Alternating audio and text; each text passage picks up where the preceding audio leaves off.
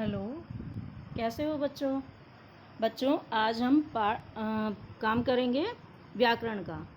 व्याकरण के बहुविकल्पीय प्रश्न उत्तर। देखो प्रश्न नंबर 1, हम अपनी बात कैसे प्रकट करते हैं? इसका उत्तर है बच्चों, हम अपनी बात बोलकर प्रकट करते हैं। इसके ऑप्शन है बोलकर, पढ़कर, सुनकर या संकेत से। बच्चों जब हम किसी से कोई बात कहते हैं तो हम बोलकर ही कहते हैं, तो हम अपनी भाषा को यानी अपनी बात को बोलकर प्रकट करते हैं। प्रश्न 2, बोलना हमारे जीवन का अभिन्न है क्या? मन, शब्द, अंग, शरीर। इसका उत्तर है बच्चों, बोलना हमारे जीवन का अभिन्न अंग है। प्रश्न नंबर 3, उच्चारण के आधार पर वर्णमाला को कितने भागों में बांटा गया है? इसका उत्तर है बच्चों, देखो इसके ऑप्शन है 4, 2, 6, 5 और इसका उत्तर है 2। क्या है बच्चों? 2। प्रश्न 5, हिंदी वर्णमाला में कितने स्वर हैं? हिंदी वर्णमाला में कितने स्वर हैं? 20, 12, 11, 9। इसका उत्तर है बच्चों 11, क्योंकि हिंदी वर्णमाला में 11 स्वर होते हैं। अब प्रश्न नंबर 6, वर्ण भाषा की इकाई होती है कौन सी? बड़ी, लंबी, छोटी, पतली। कौन सी इकाई होती है? इसका उत्तर है बच्चों छोटी। वर्ण भाषा की सबसे छोटी इकाई होती है, उसके और टुकड़े नहीं किए जा सकते। प्रश्न नंबर 7, वर्णमाला किसे कहते हैं? इसका उत्तर, इसके ऑप्शन है बच्चों, शब्दों के समूह को, वर्णों के समूह को, वाक्य के समूह को या वर्णों के व्यवस्थित समूह को। तो इसका उत्तर है बच्चों वर्णों के व्यवस्थित समूह को। बच्चों यहाँ ये गलत लिखा गया है, आप इसे सही कर लेंगे। यहाँ बहनों लिखा गया है, ये टाइपिंग में गलत हो गया है, तो आप ज़रा इसे ठीक कर लेंगे। यहाँ वर्ण आएगा। क्या आएगा? वर्ण आएगा। इसे अभी हम सही कर लेते हैं बच्चों। देखो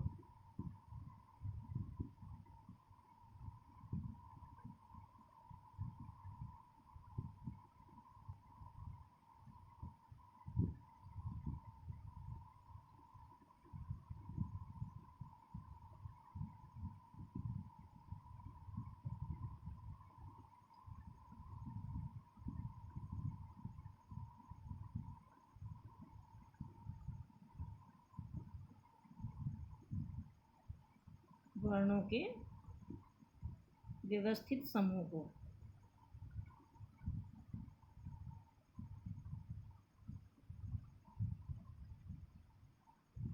वर्णों के व्यवस्थित समूह को वर्णमाला कहते हैं। क्या कहते हैं? वर्णों के व्यवस्थित समूह को वर्णमाला कहते हैं। सॉरी, वर्णों के व्यवस्थित समूह को वर्णमाला कहते हैं। सही है। अब चलो आगे। प्रश्न नंबर 8, भाषा की सबसे छोटी इकाई है शब्द, व्यंजन, वर्ण, वाक्य। भाषा की सबसे छोटी इकाई क्या है? वर्ण। इसका उत्तर है वर्ण।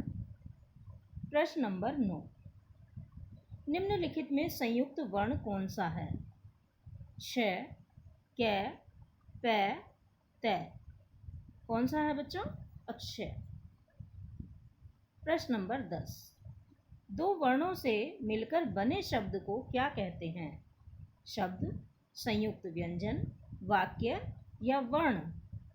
बच्चों इसका उत्तर है संयुक्त वर्ण।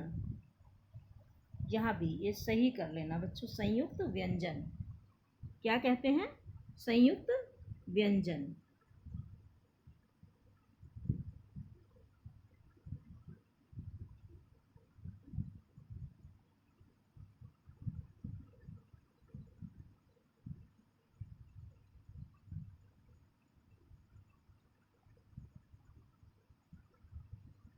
संयुक्त व्यंजन से क्या कहते हैं बच्चों? संयुक्त व्यंजन। अब बच्चों हमारे सही गलत प्रश्न उत्तर हैं। देखिए, हम अपनी बात सुनकर प्रकट करते हैं। हम अपनी बात सुनकर प्रकट करते हैं, ये तो गलत है बच्चों, क्योंकि हम बोलकर प्रकट करते हैं, सुनकर प्रकट नहीं करते। अब नंबर 2, वर्णमाला को 2 भागों में बांटा गया है। हाँ बच्चों, ये भी सही है। वर्णमाला को 2 भागों में बांटा गया है, एक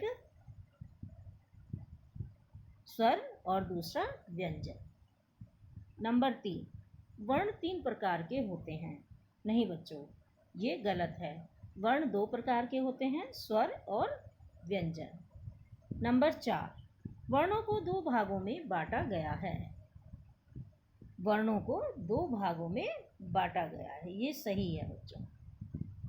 नंबर 5, स्वर 11 प्रकार के होते हैं। ये भी सही है, क्योंकि स्वर 11 प्रकार के होते हैं।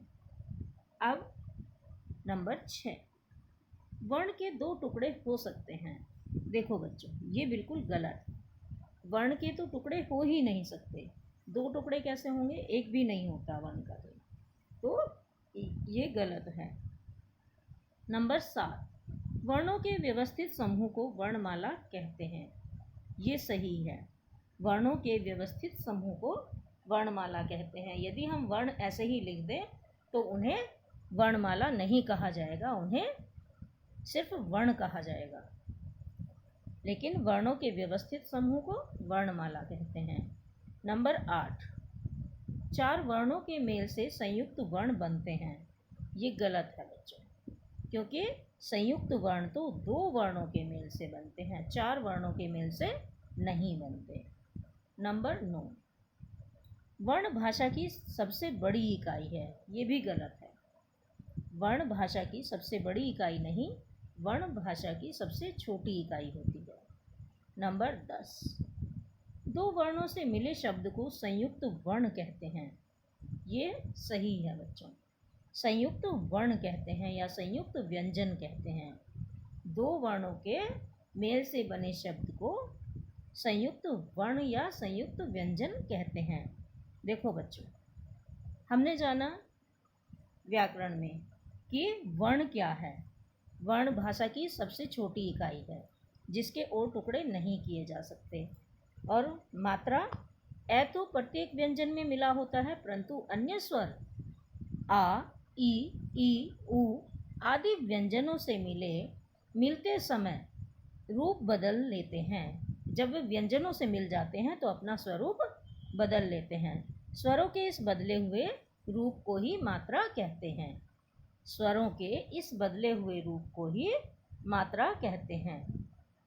ठीक है बच्चों, ये हमारा आज का हो गया। आप इसे कॉपी में भी करेंगे इस काम को और याद भी करेंगे। ये हमारा परीक्षा में आने वाले प्रश्न उत्तर हैं। धन्यवाद।